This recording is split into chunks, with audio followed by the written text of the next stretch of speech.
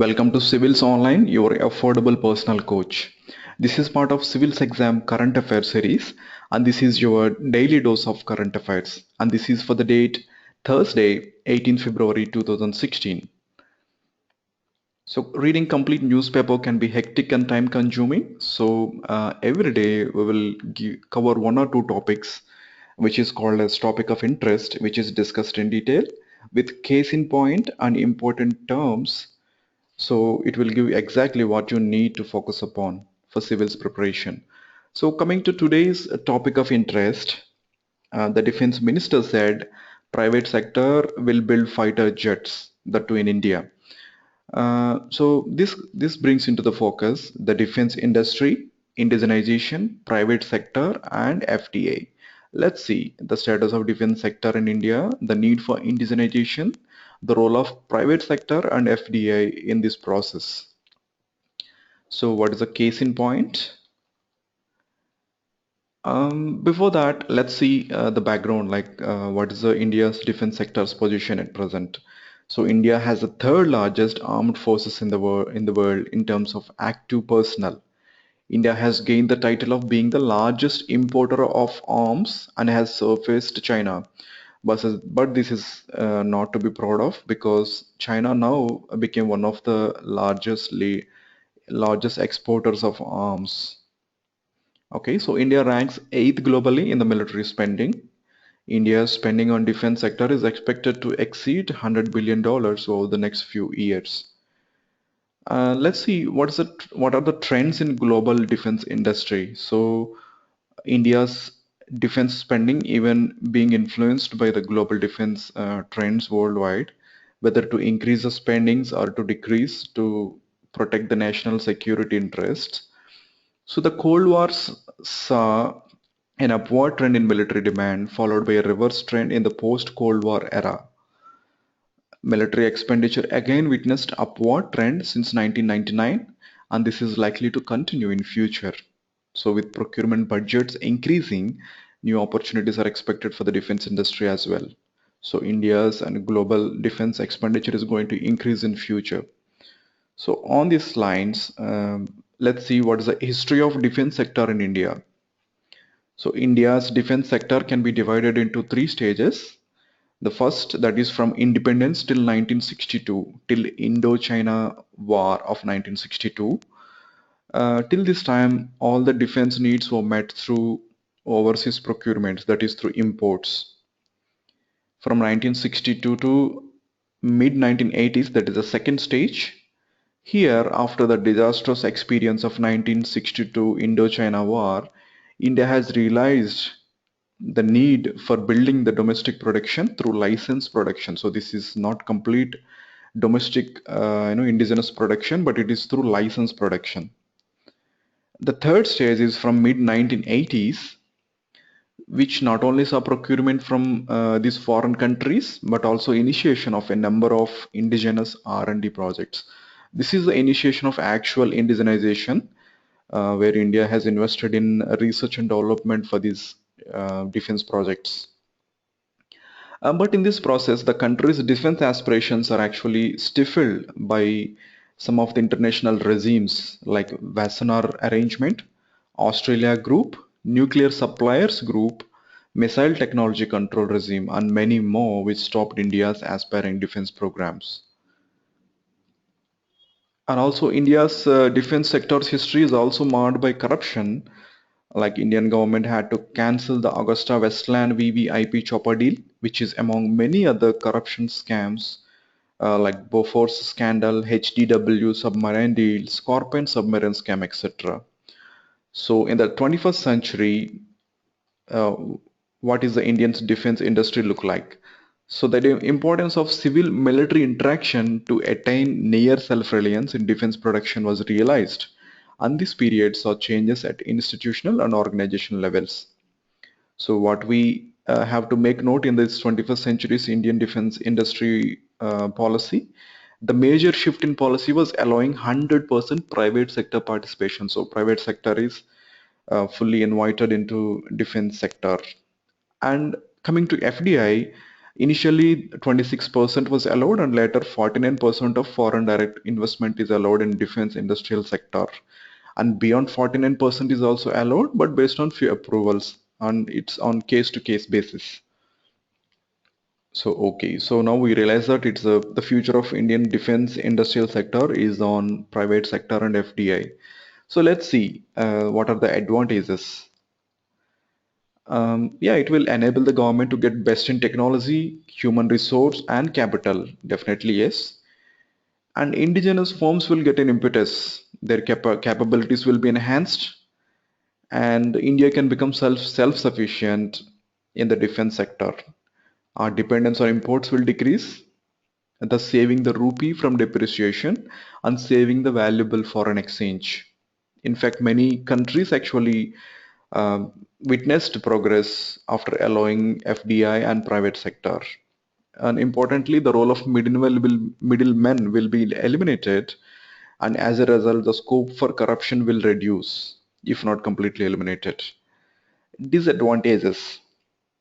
Many say it may compromise the safety and security of our nation because it's defense sector. Sharing of information on source design and code with which may leak into some enemy countries, which is against the India's interests. Another concern is private sector and FDA may actually stifle the indigenous arms producing industries. And also there is a concern that these defense PSUs, public sector undertakings, whether they will be able to face the competition posed by these private and foreign players. But overall, I think one can say that with proper approach, the negatives of private sector and FDI and defense sector can be dealt with. What India needs today is not restrictions but joint ventures that enhance its strategic capabilities. Like there is a earlier example also, like Indo-Russian BrahMos missile program. It was a joint venture which actually got India into the group of nations with supersonic cruise missile capabilities. So it was a great success. So what India needs today is joint ventures that enhance its strategic capabilities. And Indian government now promoting Make in India campaign as well. So manufacturing within the country by public as well as private industries with the help of modern technology through foreign capital is far better than importing high cost equipment leading to high import expenditure. So this is a way forward for Indian defense sector. So this is about today's topic of interest. We have got to know all the case in point behind this important news item. Let's see what are the important terms in this topic of interest. So what is Ministry of Defense? It is charged with supervising all agencies and functions of government related directly to national security and Indian armed forces, and has the largest budget of the federal departments of India. India spends a lot for defense, and the Ministry of Defense is focused on national security and the taking care of Indian armed forces. So what are these terms FPI, FII, and FDI? Always confusing and misunderstood. FPI, Foreign Portfolio Investment. In economic terms, it is the entry of funds into a country where foreigners deposit money in a country's bank or make purchases in the country's stock and bond markets, sometimes for speculation. So it may move away out of the country as well based on speculation. What is FII? This is somewhat long term. This is called Foreign Institutional Investment. This is in it's into hedge funds, insurance companies, pension funds, and mutual funds of the country. What is foreign direct investment? It's a controlling ownership in a business enterprise in one country by an entity based in another country. So it's direct investment. So what is India's foreign direct investment policy in defense sector?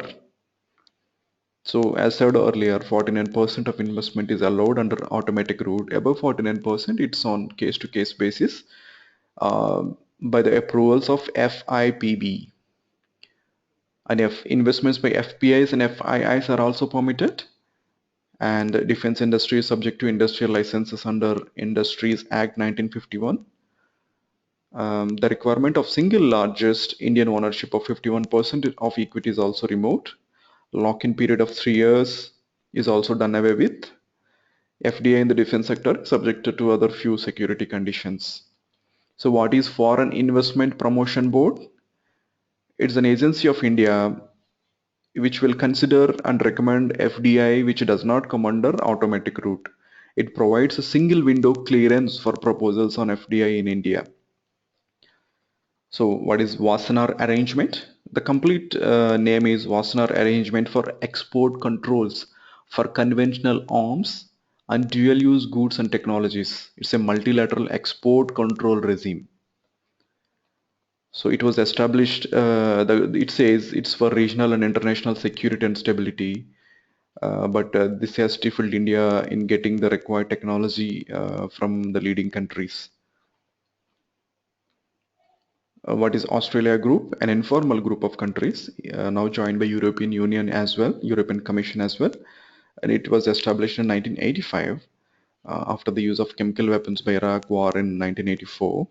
It is to help the member countries to identify those exports which need to be controlled so as not to contribute to the spread of chemical and biological weapons. So Australia Group is mainly about controlling the export of technology and other things which help in spread of chemical and biological weapons.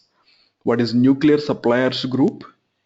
It is a multinational body concerned with reducing nuclear proliferation by controlling the export and retransfer of materials that may be applicable to nuclear weapon development and by improving safeguards and protection on existing materials. So this particularly talks about nuclear technology and materials which may be used for preparing the nuclear weapons. Missile Technology Control Regime. It's an informal and involuntary partnership between 34 countries to prevent the proliferation of missile and unmanned aerial vehicle technology capable of carrying a 500 kg payload for at least 300 kilometers.